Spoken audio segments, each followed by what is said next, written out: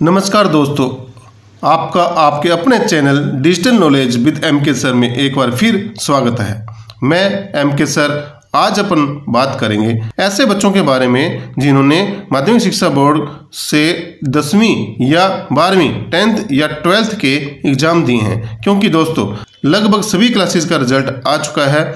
ऐसे बच्चे जो अपने परिणाम अर्थात रिजल्ट से असंतुष्ट हैं, जिनको लगता है कि हमारे किसी भी सब्जेक्ट में मार्क्स या अंक बहुत ज़्यादा आने वाले थे लेकिन बहुत कम आए हैं, यह वीडियो ऐसे बच्चों के लिए बहुत ही फायदेमंद होने वाली है। आज हम बात करेंगे रीचेकिंग अर्थात रीवैल्यूएशन के बारे में। कॉपी समीक्षा, रीचेकिंग या रीटोटलिंग और अपने एग्जामिनर कॉपी की प्रतिलिपि आपने कैसे मंगवानी है, इसके बारे में क्या नियम है, क्या पात्रता है, क्या शर्तें हैं, इसके बारे में अपन पूर्ण डिटेल से बात करेंगे।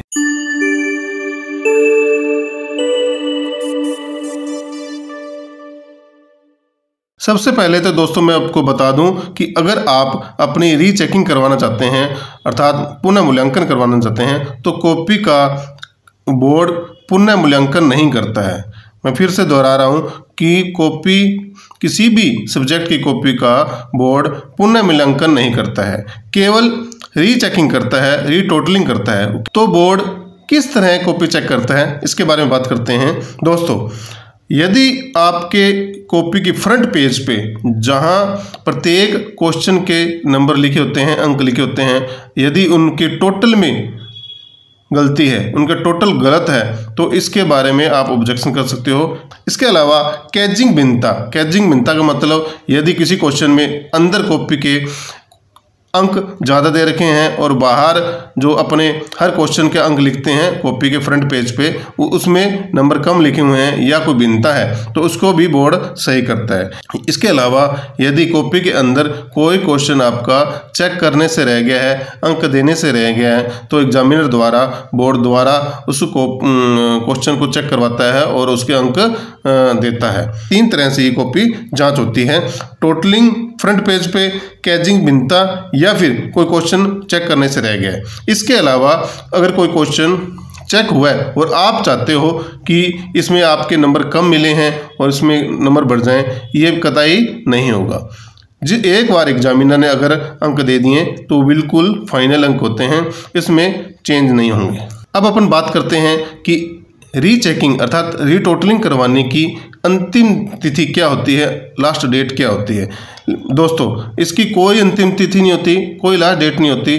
जिस दिनांक को आपका परिणाम घोषित हुआ है, रिजल्ट घोषित हुआ है, उस दिनांक से 10 दिन तक आप रिवैल्यूएशन या रीचेकिंग करवा सकते हैं। आप नियमों में भी यहाँ देख सकते हैं कि 10 दिवस के अंदर अंदर आपको रीचेकिंग का फॉर्म भरना पड़ेगा ऑनलाइन, रिवैल्यूएशन का फॉर्म ऑनलाइन भरना पड़ेगा। इसके लिए बोर्ड ने एक निर्धारित शुल्क भी रखा है, 300 रुपये पर सब्जेक्ट, एक सब्जेक्ट के 300 रुपये। बोर्ड एक मौका और देता है, यदि इस 10 दिनों के अंदर आप ऑनलाइन फॉर्म नहीं भरते हैं रिवैल्यूएशन का, रीचेकिंग का, तो अगले 5 दिन के लिए लेट फीस के साथ आप फॉर्म भर सकते हो। अगले 5 दिन के लिए 600 रुपये शुल्क रहेगा।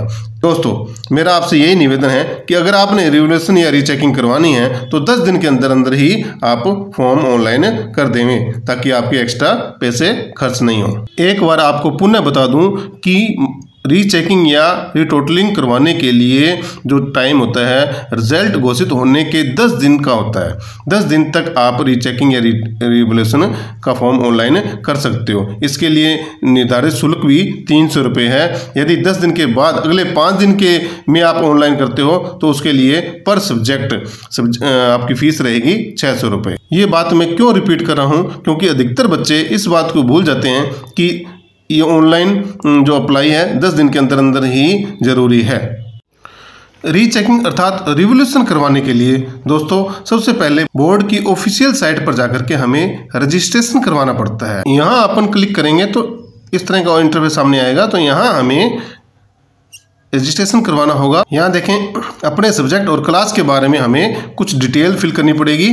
डिटेल फिल करने के बाद में हमें फीस डिपॉजिट करवानी होगी। फीस का मैंने आपको बता दिया था कि पर सब्जेक्ट 300 रुपये इसमें फीस दिया होगी, और अगर आप एक से अधिक सब्जेक्ट में करवाना चाहते हैं तो उस हिसाब से फीस भी आपकी 300 रुपये प्लस हो जाएगी। दोस्तों यहाँ आपको एक मोबाइल नंबर देना होगा। मोबाइल नंबर देते समय ये ध्यान रख लें कि उस मोबाइल नंबर पर SMS की सुविधा जारी होनी चाहिए, अर्थात उपलब्ध होनी चाहिए।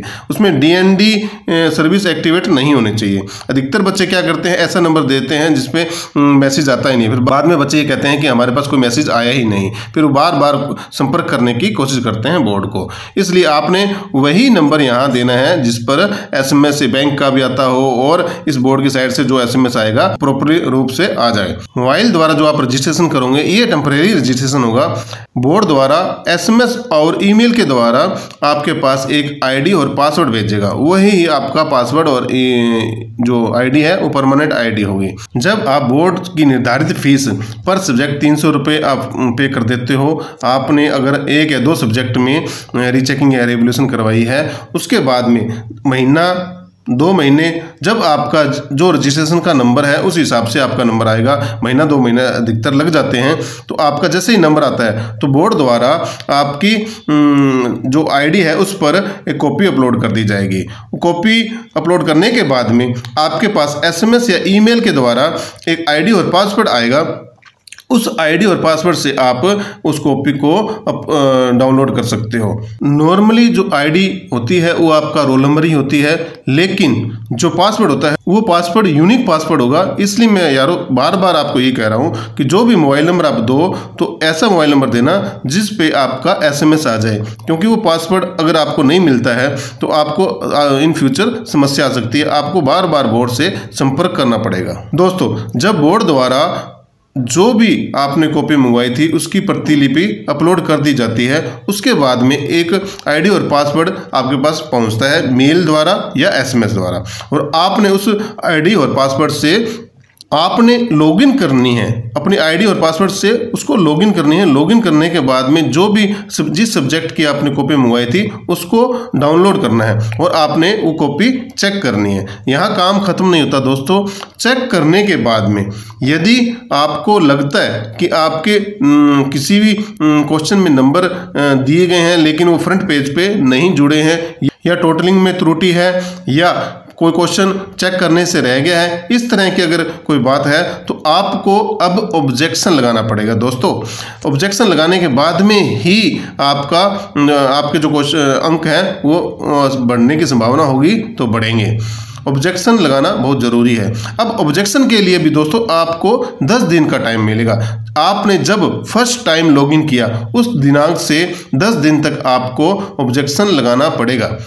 आपको ऐसा लगता है कि एग्जामिनर ने आपकी कॉपी बिल्कुल सही चेक की है, अब कहीं पे भी नंबर बढ़ने के चांसेस नहीं है, तो आप आवेदन नहीं कीजिए। लेकिन आपको अगर लगता है कि कोई क्वेश्चन आपका रह गया हो, या टोटलिंग में त्रुटि है, या कैचिंग में कोई भिन्नता है, तो आप जो ऑब्जेक्शन जरूर लगाएं, और ऑब्जेक्शन लगाना पड़ेगा। ऑब्जेक्शन के लिए मैंने आपको बता दिया कि 10 दिन का टाइम, फर्स्ट टाइम लॉगिन करने से 10 दिन के अंदर अंदर आपको ऑब्जेक्शन करना पड़ेगा। 10 दिन बाद बोर्ड आपकी ID से जो प्रतिलिपि अपलोड की है वो हटा लेगा। 10 दिन बाद आपको वहां आपकी कॉपी की प्रतिलिपि नहीं मिलेगी। दोस्तों अगर आप ऑब्जेक्शन नहीं लगाते हैं ना तो आपकी समस्या का हल नहीं होगा। अगर आप ऑब्जेक्शन लगाते हो तभी बोर्ड द्वारा उस एग्जामिनर को आपकी कॉपी के द्वारा चेकिंग करने के लिए दिया जाएगा और आपको आपकी समस्या का हल हो जाएगा। लेकिन आपको ऑब्जेक्शन लगाना बहुत ज़रूरी है। अब दोस्तों मान लो कि आपके नंबर बढ़ जाते हैं, आपके अंक बढ़ जाते हैं, तो उस बढ़े हुए अंकों की जो मार्कशीट है आपको आपके स्कूल में पुनः भेजी जाएगी। तो इसलिए आपको अगर आपके नंबर बढ़ जाते हैं, आपने लॉगिन करके देख लिया कि आपके मार्क्स बढ़े हैं, तो उस स्कूल से आपको लगातार संपर्क करना पड़ेगा और पुनः मार्कशीट जब भी आ जाएगी आपने उस मार्कशीट को लेनी है। दोस्तों इस बात का भी ध्यान रख लें कि यदि आपके मार्क्स चेंज होते हैं अर्थात बढ़ते हैं, तो आपके द्वारा जो जो भी फीस दी गई है उस सब्जेक्ट की वो बिल्कुल आपकी रिटर्न होगी, आपके अकाउंट में आएगी। यदि आपके मार्क्स बदलते नहीं है, नो चेंज आपका मैसेज आता है, तो आपकी जो फीस है वो वापस नहीं होगी। दोस्तों यहाँ तो मैंने केवल शर्तें और पात्रता के बारे में आपको बताया है, कुछ नियमों के बारे में ही बताया है, लेकिन आपने ऑनलाइन आवेदन कैसे करना है, उसका ऑब्जेक्शन कैसे लगाने हैं, इसके में अलग से वीडियो बनाई हुई है, आप उसको देख लीजिएगा और स्टेप बाय स्टेप बिल्कुल सही तरीके से, अच्छे तरीके से समझाया गया है, उसको वीडियो को देख लीजिएगा। इसके अलावा भी आपको किसी तरह का कोई ऑब्जेक्शन हो तो आप मुझे कमेंट कर सकते हैं, आपके जो भी डाउट उसको क्लियर करने की पूरी कोशिश की जाए। इस वीडियो से अगर जानकारी अच्छी लगी हो, आपको पसंद आई हो, तो शेयर करना जरूर अपने दोस्तों को और सब्सक्राइब भी जरूर करना। धन्यवाद।